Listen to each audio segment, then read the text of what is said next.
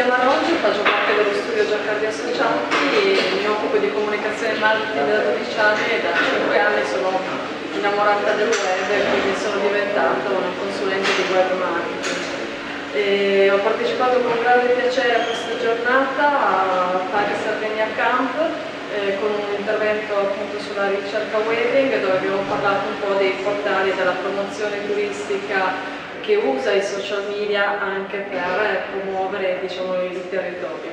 Sono molto convinta che i media sociali oggi siano lo strumento ideale per raccontare un territorio, una destinazione, fare promozione e soprattutto il racconto delle persone che il territorio lo vivono. È la soluzione giusta per fare un corretto uso dei media sociali.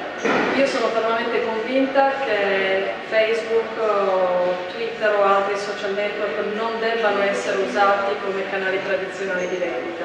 Sono i luoghi giusti dell'ascolto, della conversazione, del racconto e dell'incontro tra le persone.